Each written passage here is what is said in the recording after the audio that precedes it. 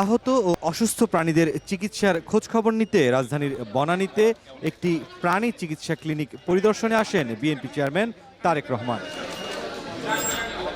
এ সময় ক্লিনিকে চিকিৎসা নিতে আসা একটি বিড়ালকে কোলে নিয়ে আদর করেন তারেক রহমান, খোঁজ নেন চিকিৎসার বিষয়েও। এরপর ক্লিনিক ঘুরে দেখার সময় তারেক রহমান কথা বলেন চিকিৎসক এবং প্রতিষ্ঠানটির অন্যান্যদের সঙ্গেও। জানতে চান ওষুধ, যন্ত্রপাতি ও অবকাঠামোগত প্রয়োজনের কথা। স্বেচ্ছাসেবকদের কাজের প্রশংসাও করেন তিনি। আধা ঘন্টা পর ক্লিনিক থেকে বের হন বাওয়া প্রধান পৃষ্ঠপোষক। এ সময় আশপাশের আবাসিকের বাসিন্দাদের উষ্ণ শুভেচ্ছা গ্রহণ করে হাত নেড়ে তাদের সঙ্গে সৌজন্যতা প্রকাশ করে।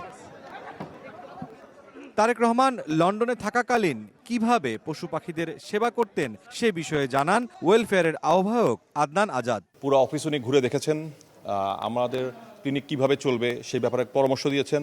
কোনো মানুষ যাতে সেবা না পেয়ে ফিরে না যায় এটার ব্যাপারে আমাদেরকে উনি বলেছেন।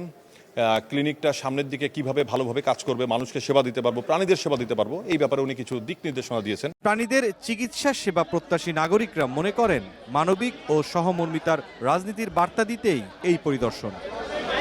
মুরসালিন হক জুনায়েদ, সময় সংবাদ, ঢাকা। আপনাদের সকলের প্রতি আমার একটি আহ্বান আছে। আসুন এই রমজানে আপনাদের যার যার বাড়ির কাছে মসজিদে সামর্থ্য অনুযায়ী ইফতার নিয়ে পাড়া প্রতিবেশী সকলকে সাথে নিয়ে একসাথে ইফতার করি।